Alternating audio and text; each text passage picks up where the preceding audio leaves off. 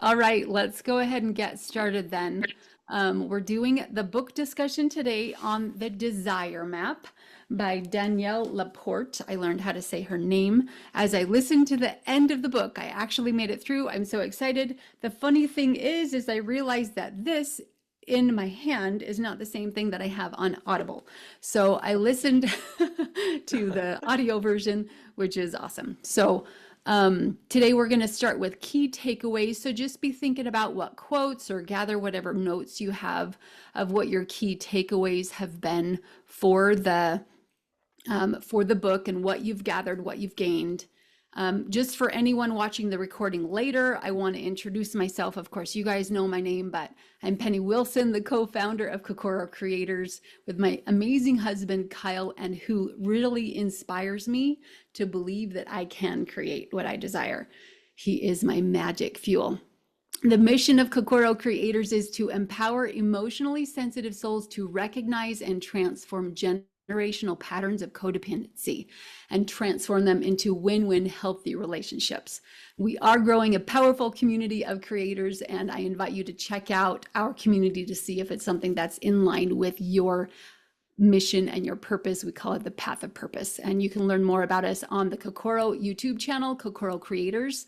And there's a playlist on there. It is several videos I created to explain our vision, our mission, and it's called About Kokoro Creators. So, or you can go to howtoownyourownmind.com and get your free intuition map.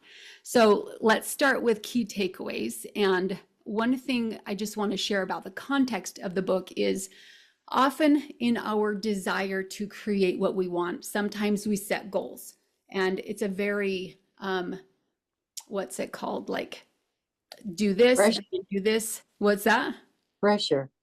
Pressure, right? Goals. Like the association that you have with goals is, if I don't do it, I'm going to die. This feeling of pressure, definitely. So this book kind of turns everything inside out and invites you first to consider how you want to feel when you get to where you want to go, and then work backwards from there to decide what you can do to create that feeling. Because like the intuition map that I created talks about, the beginning of the journey is deciding where you want to go. And in this journey, deciding first how you want to feel when you get there is the whole cosmic point, as she points out. So it's an amazing book. I would love to hear your key takeaways. And we were talking a little bit about, Mom, you look like you have something you want to share. Go ahead. So I had a 30-minute drive, and this was one of my goals to listen to this. So I put it on and was driving along, and I go, oh my goodness, I just love this. So that was the major thing that all these things I've been learning was I would set these goals for me and feel this pressure and this stress, and I would have so many things like, anyway, it was like, and then another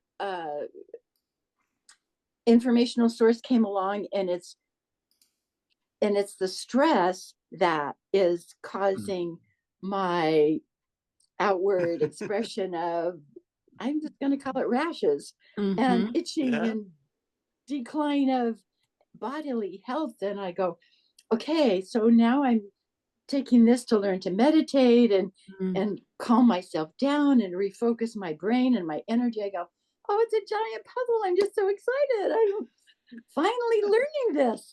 Finally. I love it. Yes, pieces are coming together. It's beautiful.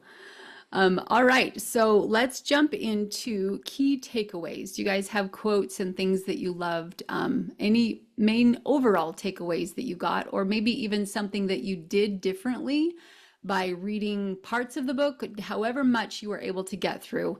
What were your key takeaways from this book? I loved it that she said joy, your end feeling, what is it? And she matched mine. It's like joy. And so she says, do the little things that bring you joy. I go, oh, I can handle that. Absolutely, yeah. And Charlene, I know that for you, it's been about allowing yourself to feel like that's something, other than the work. How has this applied for you? Well, it's definitely taken the pressure off. So, Awesome. that is one thing. And I guess I just now listening to this, it's been a limiting belief, I think, my whole married life, because when I got married, I wanted to set goals. I wanted to let's do this. And my husband absolutely refused.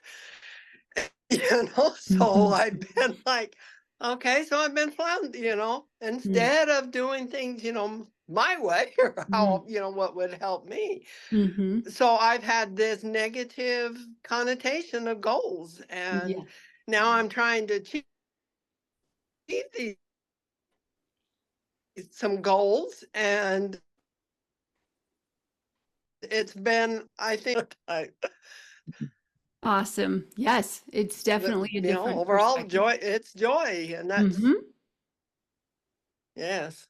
You feel So, like you have more permission to do that individually rather than having someone else do it with you? yes. Yeah, Awesome.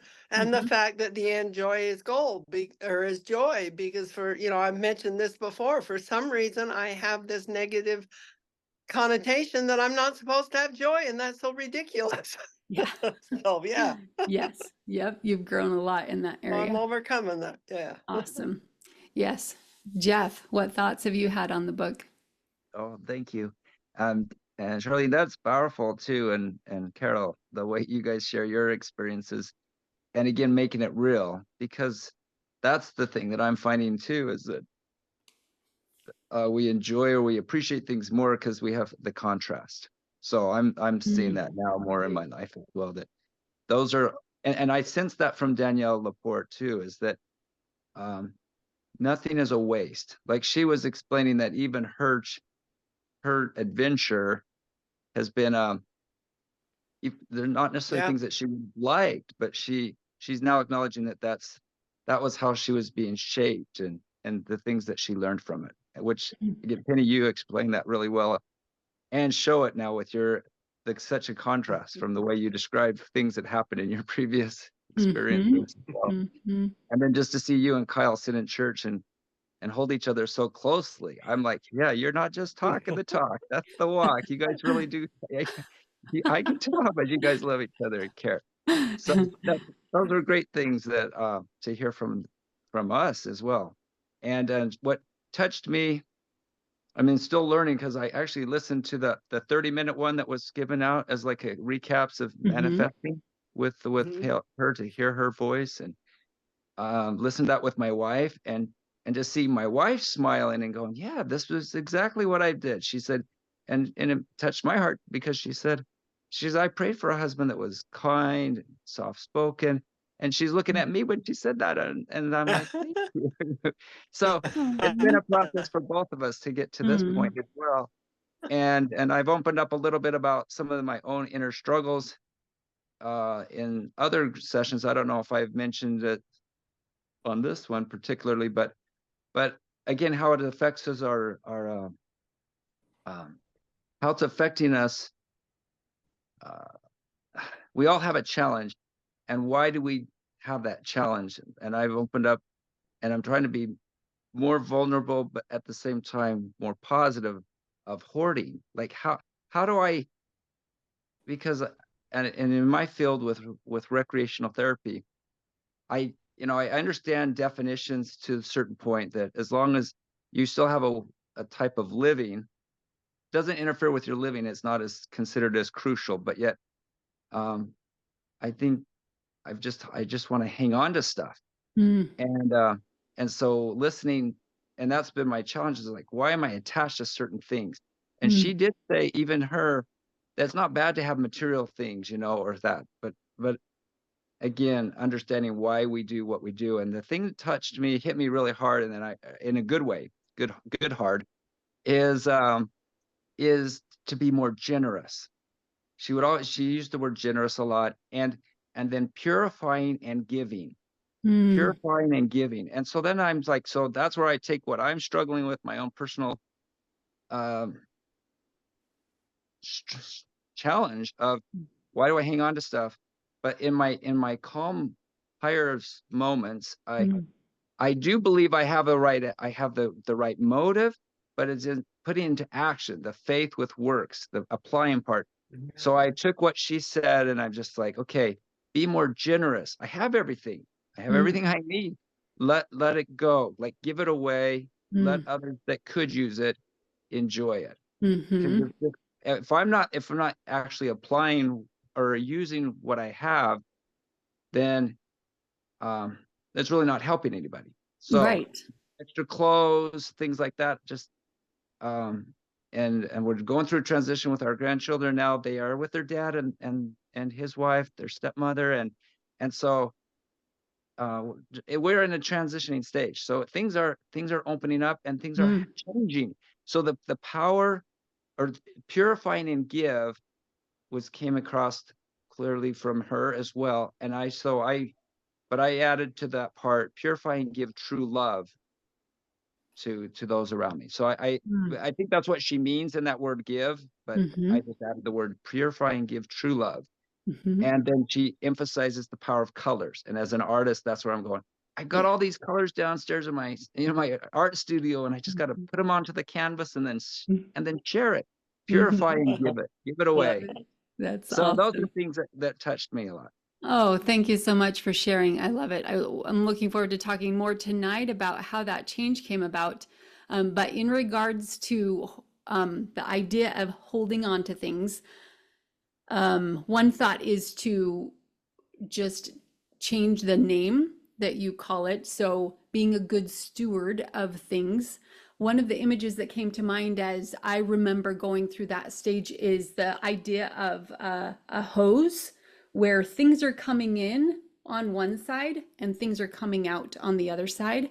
And that Right. my stewardship is that space that I want to keep in the middle. Not that I feel like I have to, not that I feel like it's a burden, but whatever things I want to keep that are my stewardship. So I decided a number pair of shoes that I want to keep in my closet. And when I buy a new pair, I get rid of the old pair.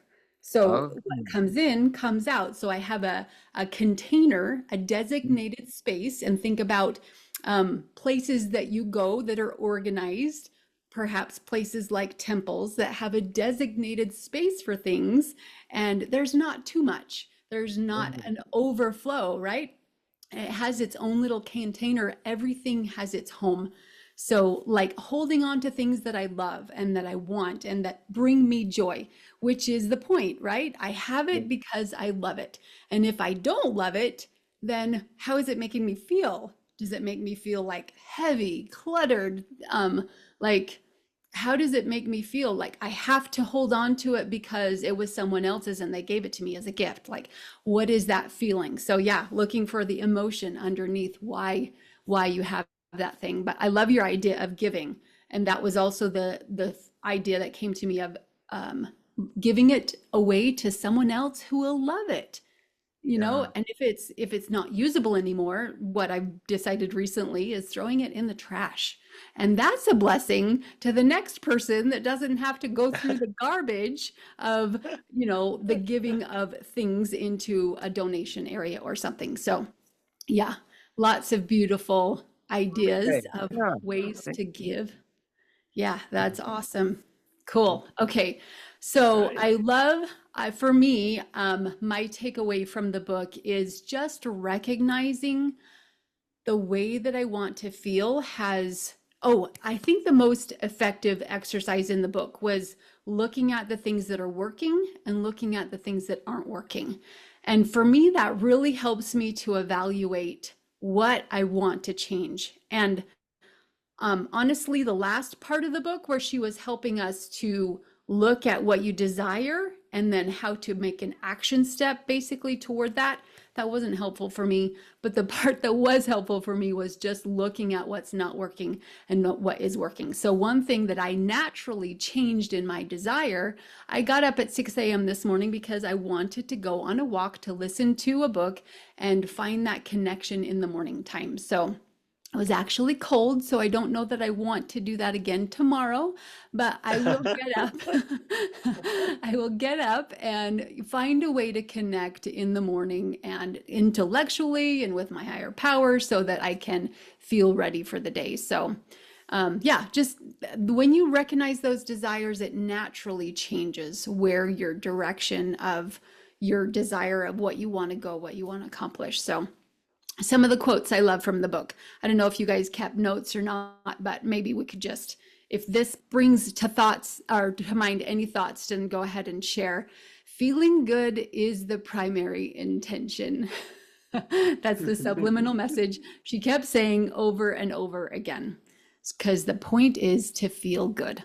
So one of the things she said on desire. So one of the questions that came to mind was, how clear are you now on what you desire, on your desired emotions, on a scale of 1 to 10, 1 being really foggy, muddy, unclear, number 10 being crystal clear, you know exactly what your desired core emotions are. How clear are you on what you desire? It's getting Oh. better as we learn. Yeah. Okay.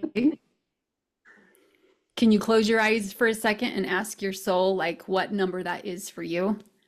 How clear am I on what I desire? Well, it depends what area. Okay. So pick an area. What's your most important area to you? Memorizing my music. Okay. And then I go, I use it as a reward. So I tend to put it the last thing because I have to accomplish these things first. And then I use my piano as my reward. And I go, I think I have that backwards. Yeah. Yeah. Yeah. I can recognize that because that's the default paradigm that I grew up with.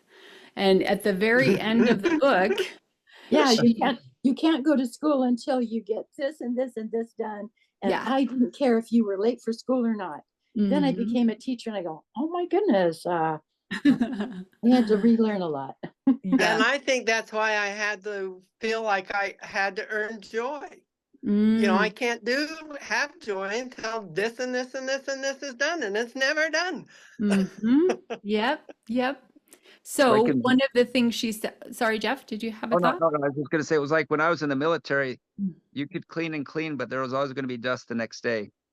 So it's one of those things, you just accept that it's gonna be that way. But then also really quickly with what I thought, what popped out to me, I do remember her saying this, that she also changed too. She acknowledged that she used to think you had to be worthy, but then I remember that part in that video Yes. that I watched, that she did turn it around. She says, as long as Yeah. we acknowledge that we have worth. She just spoke it very well, but I think that's where you're going with that too, is that Yeah. sometimes we have to work to get to that certain point when even as I'm going through life, I'm realizing we use the word repentance as part of changing. I mean, sometimes we think that's a bad thing, but that in the true sense of the word repentance, it simply means to change for the good. So if you can just say, okay, yeah, this isn't working, I need to change for the good. It's working. It is working then. Absolutely. Yeah, there can be some word associations with that. One of the things she said at the very end of the book was like, get out your best clothes and make them your everyday clothes around the house. and different things that she said of basically, instead of putting off the best things for later, enjoy them now.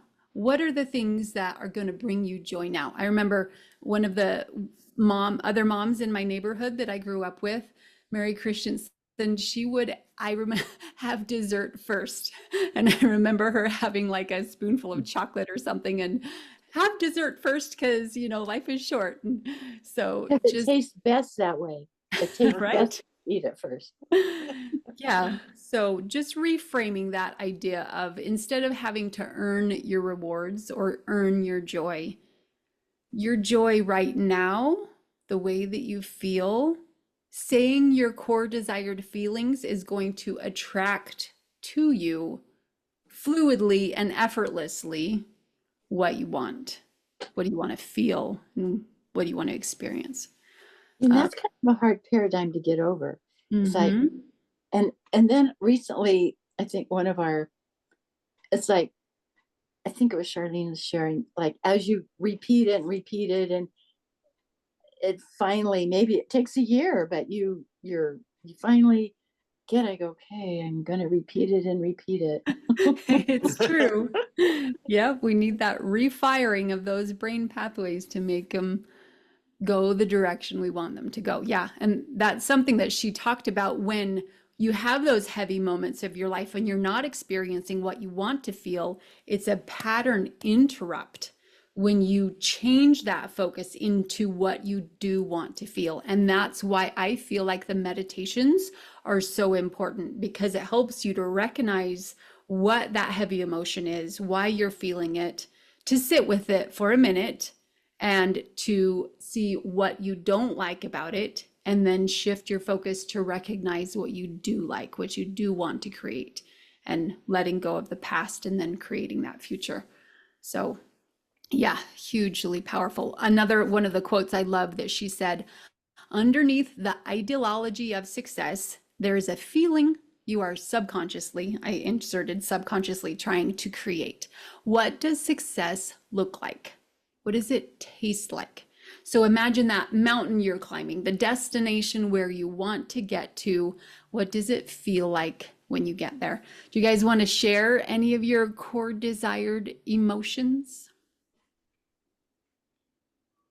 I'll share mine first. Connection is my first one. That not just emotionally connected, but also intellectually connected. That's something that I feel is a craving of mine, that I can have idea exchange with other people. And that's why I do these book discussion groups. It's all selfish because I need and crave that intellectual interaction to sharpen my own thinking and to see from other perspectives. And so that intellectual connection as well as emotional connection in being able to support people on their journey to see that growth. So that's one of mine. Does anyone else want to share one of their core desired emotions? Well, and on that note, I'll just share this, that, and it is still of a process. When my wife and I learning how to be more one, like visualizing that, what that looks like. And because of both of us coming from past marriages, there's still those things of letting go of baggage, and now knowing and accepting that, and truly understanding that we are unique, even though certain challenges may be similar, but just to see each other and becoming more one. So that's something after my wife and I listened to Danielle LaPorte, is how we're going to crystallize that or see it together more clearly. So that connection is very important as well. And I had to smile though when you said it was selfish, though, because I think this is what I'm observing with this experience that we're all going through, is that to me the masters or the wise ones, and so I don't see it as selfish, other than I think there's a quote or a saying that says something like, if you want to get to the other side of the river, help other people get to the other side of the river. So yeah, you're accomplishing what you want to do, but you're also helping other people. They want to get to the other side of the river too, or from the dark clouds to the Z model, from the dark to the light. Definitely. So definitely. I commend you. Yeah, I think you're doing. Thank you. I kind of say it as a joke. It is one of my fears that I'm going to be seen as selfish, but at the same time, like that win-win relationship, it really is something that I want as much as it is something that I'm inviting other people that want that as well. So yeah. Yeah. Awesome.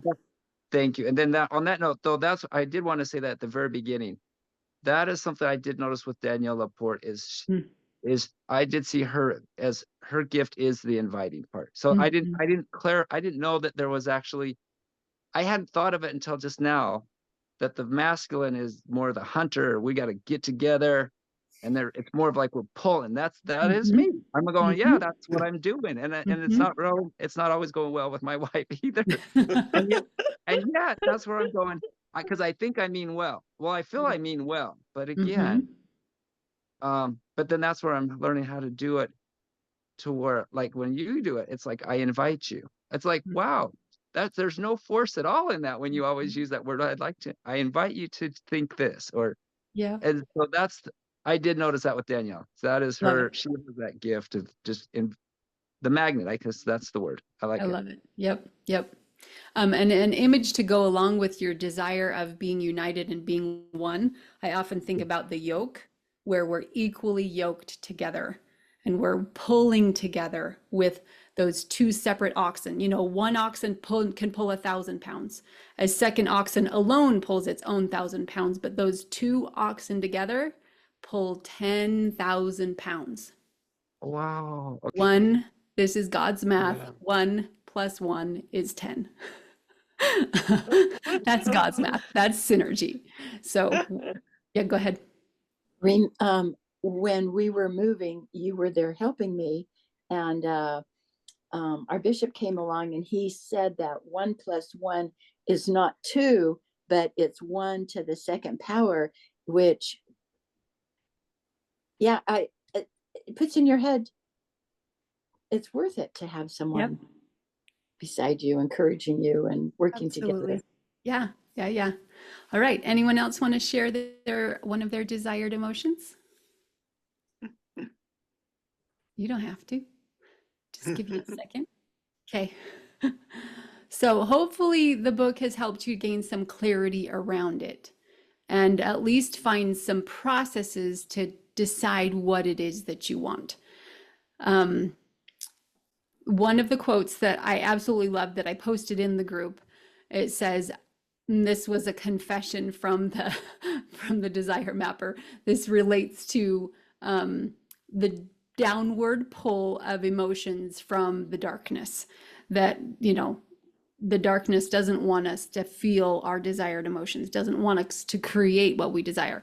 She said, I realized today that tapping into my core desires scares the crap out of me. Of course, at the bottom of this resistance is a fear, taunting me and inviting me to believe that I'll be disappointed if I go there.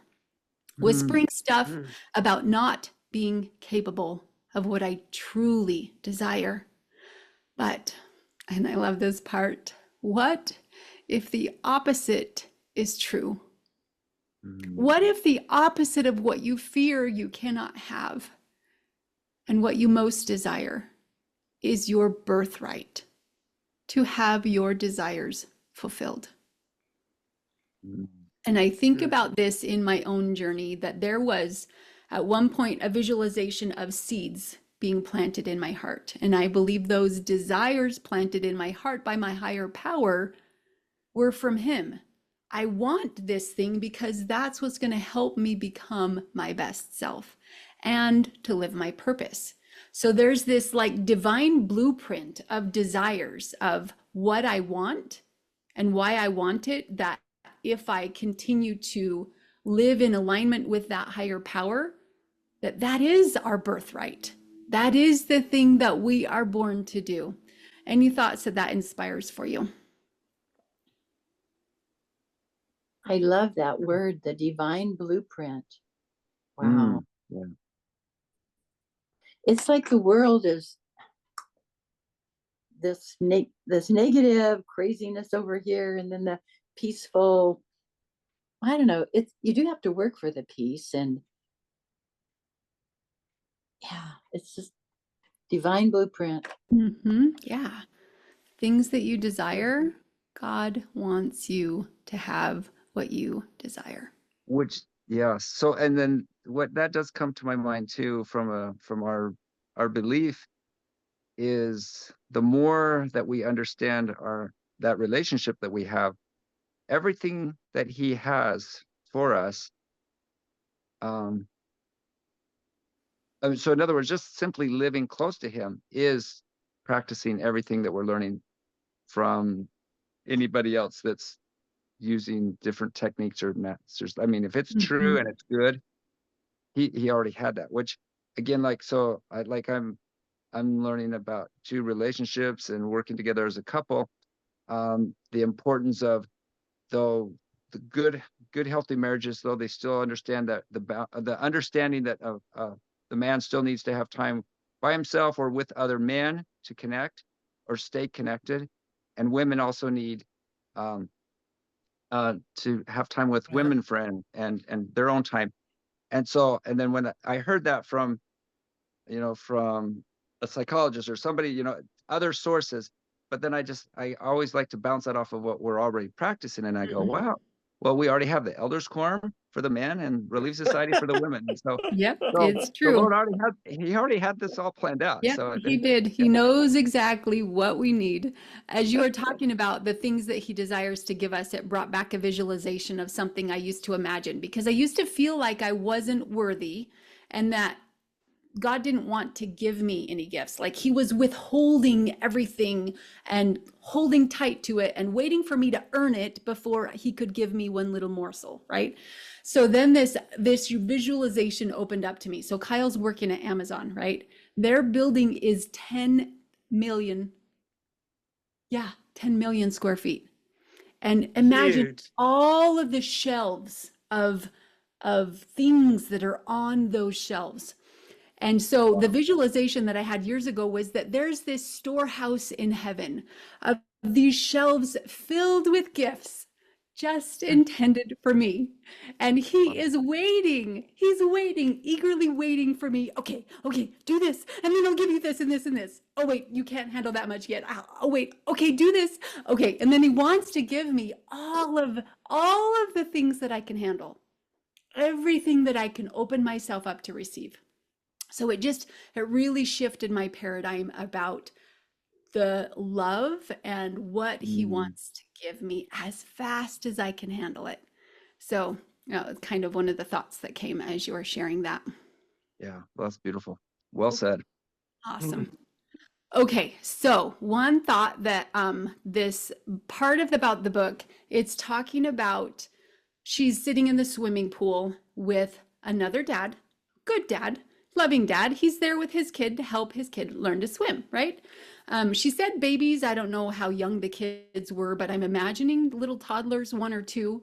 And so she's seeing this experience happen between this father and this child. She's noticing her own kid. She's out there swimming, but this other child of this father, the child was cold. And from her mother eyes, she said she was looking at the child as if the child was scared and she didn't want to be in the water, and how that felt for the child. And then the dad said, "You're okay. You're not cold. You're not scared. Just go ahead and try it." So from his best intentions, he's trying to give comfort to his child. However, she brought out the point that sometimes we can be conditioned to feel that our feelings aren't valid, to feel Yep. that our feelings don't matter. I remember feeling when I was hurt as a child, feeling like, This is what's that? You're breaking up. I think you're frozen. Feeling like when I was hurt as a child that my pain wasn't important. I don't know if that's the way that that's what I remember. Like, so I just remember like being embarrassed when I got hurt. So I would try to pretend that I wasn't hurt. I would squish it down. I would stuff it. And, oh, I'm fine. I'm tough. I'm strong. Pretending that wasn't painful. So just looking really quickly at experiences that you might have had where your feelings were invalidated or put into a place of, no, you're not really cold. You're not scared. Have you ever noticed that, or That maybe even said that to one of your kids? that thought shifted to the world.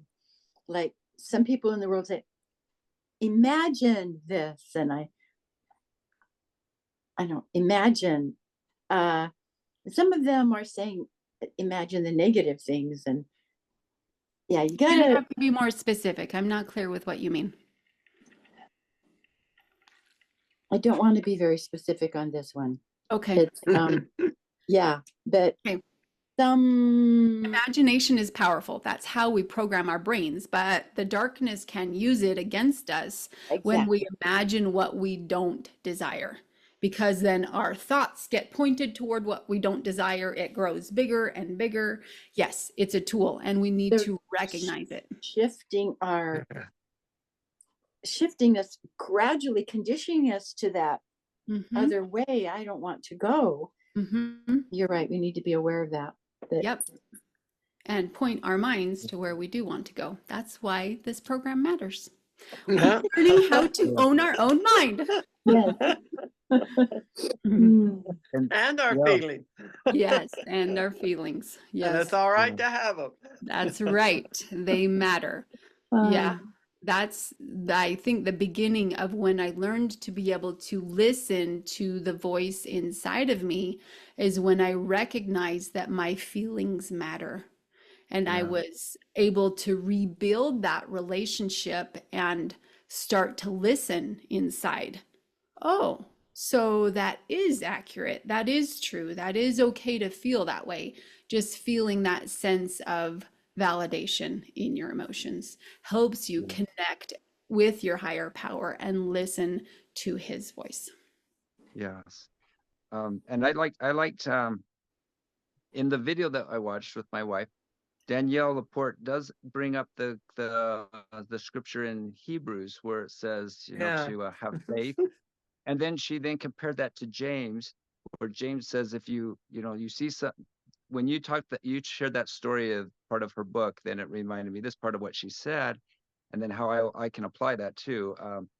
Is again, it's easy to say, go ahead and, I think that was one way that James in the New Testament is saying, yeah, you may mean well, but if you say just go be happy, but you don't give them food or give them clothing, then you really don't have faith. You're not acting upon what you do have. And So so I go thought back that to was the cool. scripture. What was the scripture again? He compared Hebrews about faith having substance, believing in something even though you don't fully see the outcome of it. Okay, I mean, awesome. meaning that it's not completely done. But then she compared it to James and said, Mhm. James also explains that's where the actions come in. So if you Mhm. can't, I mean, if you see somebody that needs clothes or food, at least do what you can to say, here this is what we can do, or what Mhm. I'm going to do, and then your actions, yeah, you've applied the principle. So, Mhm. Yeah. but then that's where I'm gonna say, um, being in the military, it sounds somewhat humorous now, but I remember that feeling of, even just like you said, it was like we were getting up at 4 a.m, being out to do exercises at 4:30 in the morning, and I was in October in Kentucky, and it's a humid cold, and back in that area. So here I am as a private, and we don't, you can't wear a lot of clothes because you're going to be running and doing exercises. So they have us out there, but I could, so again, I can smile now, but at the time when this happened, I was like, what army did I Miserable. get myself into? Mhm. Because Yeah. the drill sergeants that got us all in attention. And then if one of the privates, he said, drill sergeant, I'm cold.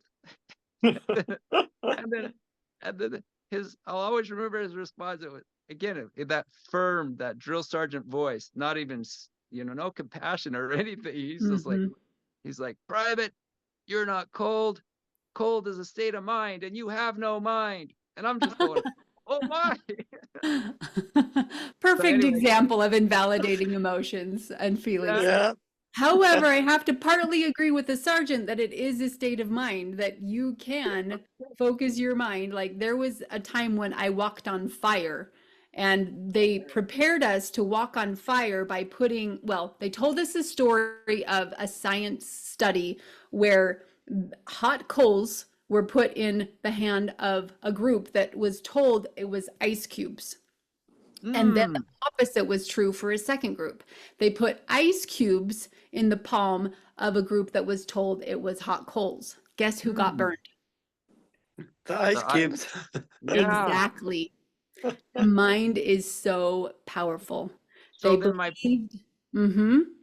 okay, sorry, no, go ahead. Yeah, they believed it was hot coals and the ice cubes burned them. So they told us that to prepare us to walk on fire. They laid out these fire walks, and the first time I walked it, I had this split second doubt right before I took my first step.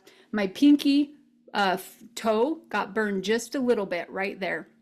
So I had to do it again a year later to prove to myself that I could walk on the hot coals and not get burned. So I did it a second time, and I was so focused and I did not get burned walking on Now, fire. did your mind, did you visualize those coals as ice cubes? I did not even acknowledge that they were hot coals. I was focused on where I wanted to go. There was like this feeling of this laser beam coming out of my forehead, so directly focused on where I was going. It was just like I was walking on grass. Don't even acknowledge that they're hot coals. Wow. So, and I've heard those concepts, but then again, that's where we're working on that together in this groups. Mm. Then we're getting our minds ready for that, because Yeah. then my drill sergeant was telling the truth in one way, Right. and then I'm just gonna go, okay. And now I look back, I do look back at that and go, that to me was the action part, though, is that within a few minutes, though, he had us running and doing stuff. Yeah. And so physically we were actually changing our body metabolism. But then that's where, on that note too, I have heard of the monks up in those cold areas too, that they'll go out and sit in the snow and meditate Right? with Yeah. just that one thing on. Mm-hmm. So not well covered. But then I've been told, again, this would be fascinating to go and experience as well. But I've been told that, again, because of their state of mind, they're not cold, and they're actually, the snow around them starts melting. Yeah. So they're actually, their energy, the heat is coming off of them. Mhm. So Yeah. Oh There's a my. then book. that's where I'm Mhm. going to pull this back to Danielle as well, though. Uh-huh. And I'm just amazed. I just got to apply it. Is that the colors have energy as well? I liked how she incorporated colors a lot in this. Mhm. And So I have understanding colors. today. What's What's that? that, Mom? I said, yes, you can feel that. One time I went and visited one of my my daughters, and she just had gray and black clothes in her closet. And after recognizing the situation, I go, yeah, that's how she was feeling. But at the time I Mm. didn't realize. Mm. And energy comes from those different colors. Mhm. Yeah. Yep. Yeah. What you were Mm. saying, Jeff, about meditating in the cold reminded me of a book called The Way of the Peaceful Warrior. Fascinating book, but he does that. He goes outside, meditates in the cold, and he's taught by his mentor about how to breathe in such a way that he's warming up his body. So it is possible. Thank you. Amazing. Good insight. Yeah. Cool. Okay, so part of the book talked about joy and grief at the same time. So there's this amazing part where she's talking about joy versus happiness. Happiness is fleeting. Happiness is like bubbles in soda. Happiness is momentary, pleasurable, maybe even like sugar. It tastes good in the beginning and it could hurt you in the back end, right? So, happiness versus joy. So she said that joy is like I'm imagining like a trapeze safety net.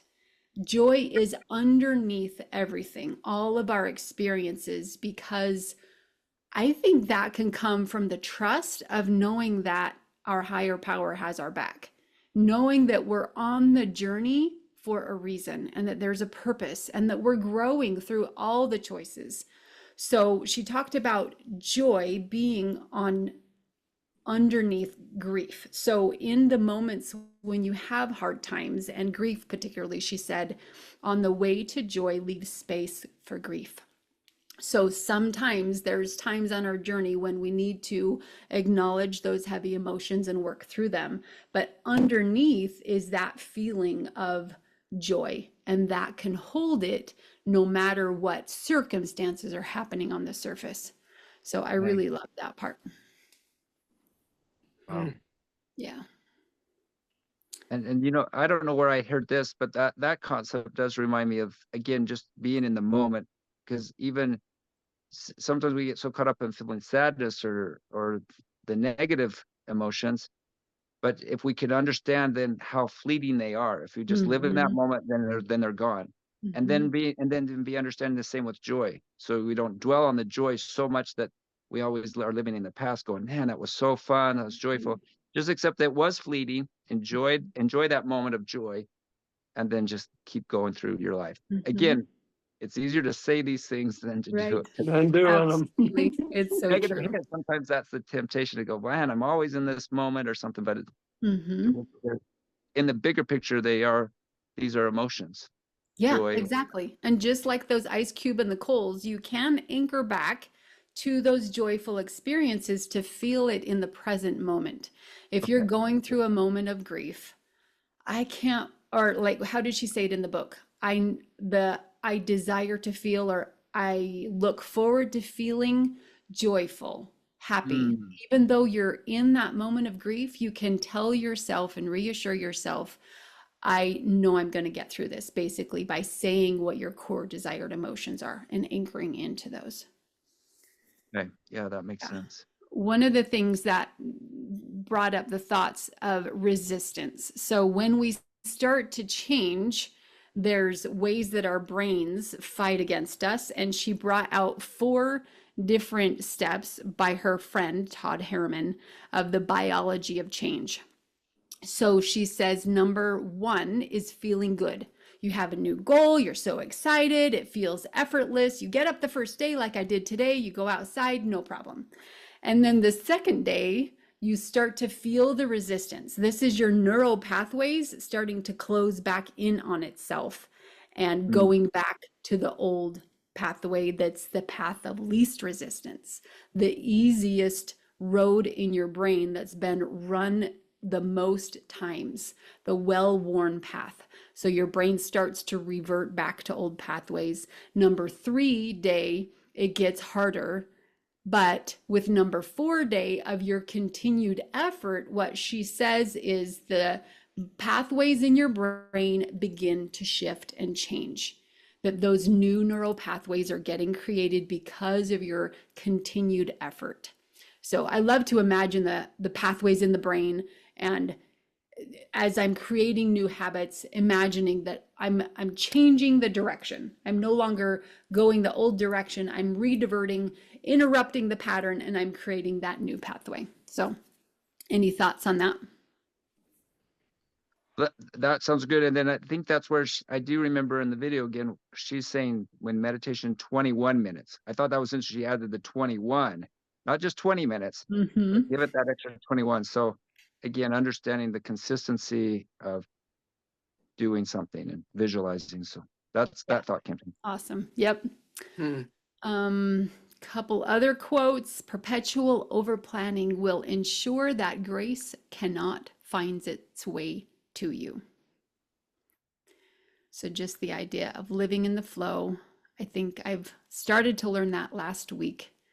Instead of filling up my calendar with everything I think has to be done, just letting myself feel in the moment what is the next right step. And using the word flow, though, there is a quote another example that she used that I thought was really impressive, and insightful. When she said, she gave the example of tango, a dancer, the woman, she's not forced. How did he, something to the fact that it's not that she's forced to do that, but that's her, she's replying. So Responding. that flow, or responding. That's right. Yes. Responding Yes. to the dance. So and every invitation that he gives her is like a gentle, like nudge, right? And she's responding. Yeah, that idea is so beautiful. I love that imagery. There's another person that talked about male and female energy, and they talked about how a man is holding the stability and the strong foundation. And then as the woman, like imagine the dip, as she goes down for a dip, she is the one flowing in motion, but he is the strong, stable foundation for her to flow into. So that's another part of that imagery that can help you see that play back and forth. Yeah. Okay.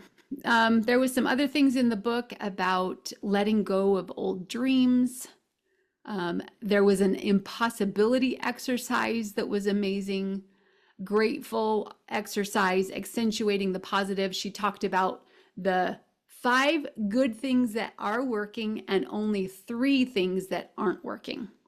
So focusing our mind more on the good. So that was a really awesome exercise. I'm just looking through my bold quotes here. Give words their power. And you do know the answer. I love that. Trust that the answer is inside of you. You do know the answer. Okay. So, key takeaways. What's your one next action step of how you want this book to bless you? I will just start really quickly. And with my wife, you've touched on some of the things I need to work on, understanding the masculine and feminine power, but then that's where being able to visualize and actually put it onto, let's write it down. I think that will be the next step for us. That we're Beautiful. seeing things opening up, and we've already been thinking these thoughts. The fact that we're married, we both have dreamed of having a new home, and it happened with us being married. So we're able to, everything worked out to get to this point.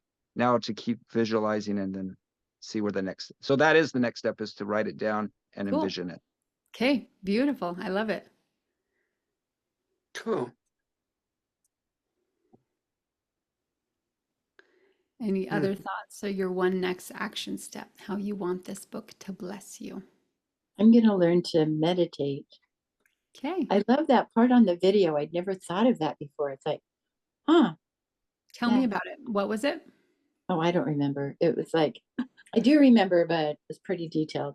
Anyway, the video that Charlene shared was sharing more about meditation, and I'm going to go back and review that. Cool. Okay. Yeah. That's awesome. Good one next action step.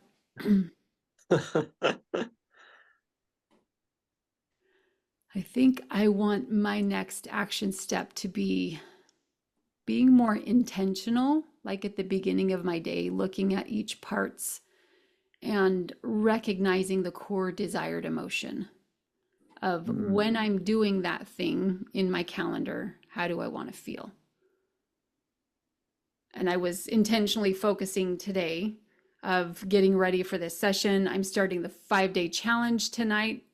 For anyone that wants to come at 4 o'clock, just really looking forward to connection, looking forward to seeing their eyes light up so that I can inspire them to find answers inside of themselves, rather than getting pulled down by the fear of focusing on myself and what if they think this, or what if I mess up, or all of the dragging down thoughts. So yeah, just really focusing on how I want to feel during that part of my day that is set up. Yeah, that's powerful. That is powerful. It sounds something like that's what I need to do. Focus on what I want to feel. Okay. Yeah. Yeah. Get past the, fears. So Mom, we talked really quick before you came on about the vote for next month. There were 2 that were voted for, and I'm not going to tell you who voted for what. I have a question. Yes. So this book had so much in it. Yes. I go, are we discussing this every week, or we have to discuss the whole thing in one day? I'm glad you brought that up. In fact, I thought That's what I say. I didn't even get through the whole book. I just got, I think, through the first 2 chapters. And okay. it's just like so much. I've been observing like all these podcasts that are, it's like the whole universe is, this good stuff is pouring down. Yeah. What do you choose today? And I just have to, I'm taking everything, and I haven't finished this video. I want this. And I go, I just love learning.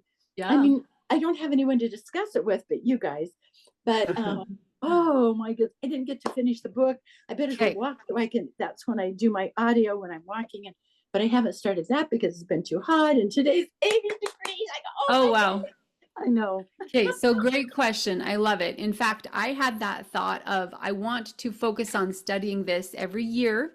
So if we put it on the discussion for January, if we start reading it January 1st, I think the first quarter of the year would be ideal because it is goal oriented and it is focused around recognizing what we want to create. So how would you guys feel about that? Is redoing this book in January and then discussing it at the end of January? Perfect. I'm with you. I think that'd be good. Okay, perfect. Yeah, because I'm like Carol, all of this is so overwhelming, and then I only absorb so much, and I'm thinking, do I even want? How do I, I like physical books because Mhm. then I can highlight and write it down and go back to it, but that takes more time, and it's just like, Yes. oh. Yes. How big is your bucket? How much time do you have? Just do what you can. Let go of everything else. It's okay. Yeah. So on the vote for next month, we have two possibilities voted for so far. One is how to think And like, I'm just, go ahead. oh, I was just ascending my vote, so go ahead. As- I'm changing. Oh, you are? What's your vote then? Oh, I don't know. I'm gonna look at the others, but. Oh, okay. All right. So two voted for so far put is it on. how to think like Leonardo da Vinci and then breaking the habit of being yourself. And then I added the way of the peaceful warrior on there today. So To me, the Yeah. second title is a little bit negative. breaking the habit of being yourself. It Yeah. is. It's Joe Dispenza. He's trying to help you notice what you're focusing on that might Yeah. be negative and then shift your focus Thank toward I what you think do want. we've been doing that Mhm. in hypno sessions, and Definitely. it's becoming. But I do love to study about others and. Yeah, so that's in the Facebook group. You can go on there and vote. And I'll just leave those two votes on there and anybody that wants to vote. I would like to decide by the end of this week what the book is, end of the month, so we can read it for the next month of September, and then the date for September. I think I will double check the calendar date for next month and then discuss that in our weekly sessions. Right.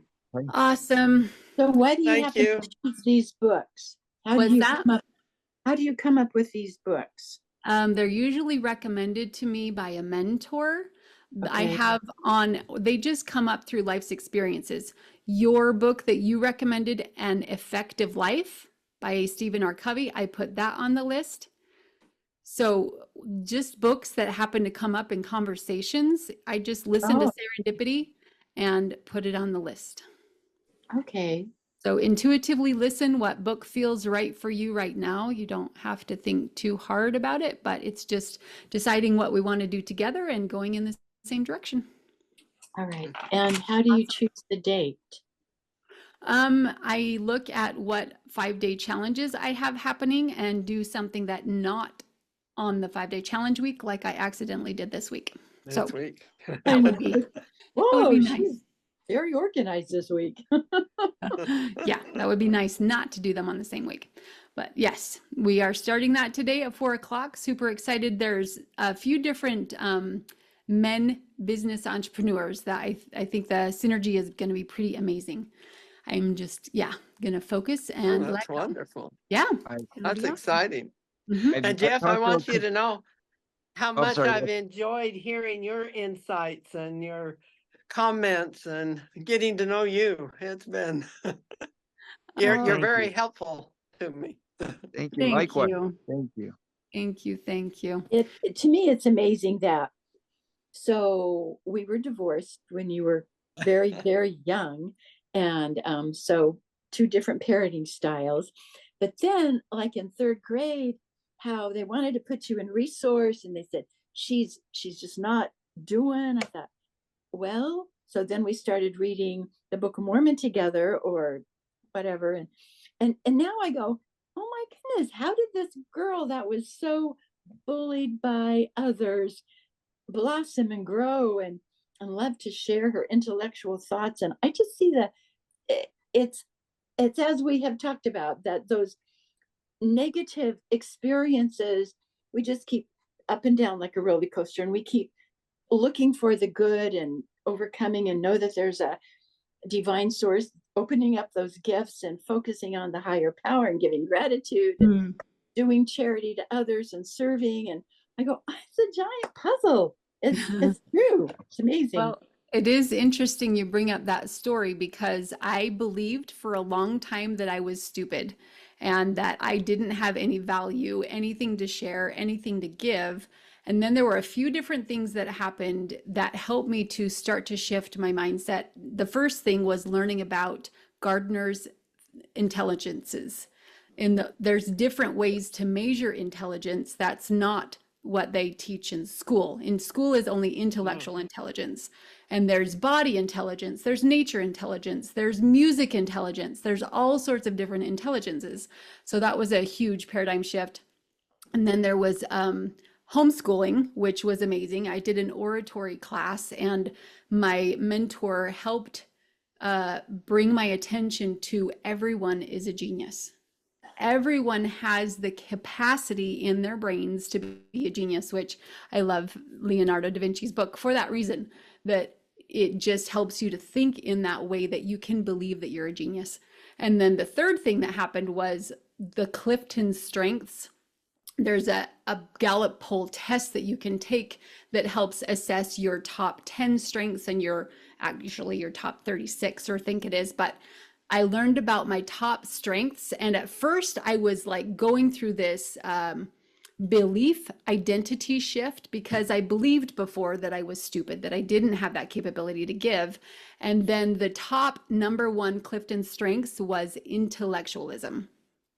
That I had that capacity to put thoughts together and to make connections between different areas. And then I started to see the ways that I could do that, but my lack was in being able to communicate to other people because I didn't believe in myself. I didn't believe that I had that capacity in my mind. So anyway, it's been an amazing journey to be able to grow through that childhood disbelief and really Yes. believe that I am a genius. You are. And that Absolutely. reminds me, when I was a senior in high school, we took our aptitude test, what we would be good at to go into the area. And my teacher walked by and he looked at my scores. He goes, you be a teacher? Like, no, you could never do that. Don't even try. Don't even go to college because Oh, you'd have to wow. work like a dog. So just don't even, I can do it. I have, anyway, I didn't agree with them. So I pushed through, and I Yep. got D minuses in my classes, but I retook it and then I got an A. So, Yep. we can overcome all things. I just Yep. love the opportunities that we have to grow and That's right. overcome. Life's good. Yep. Life is good. There are no mistakes. You are made perfectly perfect for who you are and where you are, and you have a purpose in life. You are here for a reason, and we are all growing together. So thank you so much for being here. I appreciate each of you, and we will connect with you next time. I know, Jeff, I'm going to see you tonight, next time, and you probably tomorrow morning, right? Alrighty. In our session. Okay. Thank you all as Fantastic. well. Thank Hey. you. Take care. See you guys. Bye. Love you. Bye. Thank you. You too. Bye-bye. I am curious about the 5-day challenge. Like, is there anybody else we should invite? Tell me more. Sure. Yeah. So you can invite anybody that you would like to have experience. I have a short little 1-minute video I can send to you that you can send to them. In fact, I thought I sent it to you. Maybe. Okay. So that would be an invite that you can send. It gives them a 1-minute video about what the 5-day challenge is, and then invites them to howtoownyourOwnmind.com. Okay. Yeah. Thank So you. anybody that you would like to share with, that would be amazing. We actually are working on setting up the affiliate program. So when that's done, that will definitely be a benefit for you. You'll get $25 affiliate income from anyone that you share, or you can transfer that over to bonus and one-on-one sessions, gather up points. We'll introduce the program and let you know more about what that looks like. And then they'll also get a discount off of their membership. So yeah, at the Sounds end of the good. 5-day challenge, I'm going to be offering a special offer. So yeah, anybody that's interested, they'll get a smoking deal. Just that's Wonderful. awesome. And just on that note, really quick too, with Yeah. with the voice, the inner voice, Uh-huh. how does that work too? Like, say my wife, we were like, when she would like to try it. Is that Oh, something yeah. we could just set up for another time and then Absolutely. do that? And then, even though I know that was like emphasizing to try to get everybody to come to this today for last week, but say like I did talk to our son Pierre and I mentioned it to see if he and his wife would want to do it. I sent him that video last week. I'm going to follow up this morning to see if he did get a chance to watch it. If he would he still be able to do the voice thing if it was later, even though I mean that's like it was emphasized to, encourage us to get, to get to this week. But if they decided to do that later, could they do the voice thing? Because there's something about that, I'm Yeah. like, and I'm trying to listen to the music now because I know where I need to grow and then improve it. So okay. Yeah. Right now the calendar invite is off, but if you just let me know when you guys want to book it, I can turn it back on and then we can book whatever sessions for your wife or your son. Yeah. Yeah. Perfect. Okay. Okay. All right. Thank you so All much. right. Love you Thank guys. you all. See ya. Take care. Bye. Okay. Bye.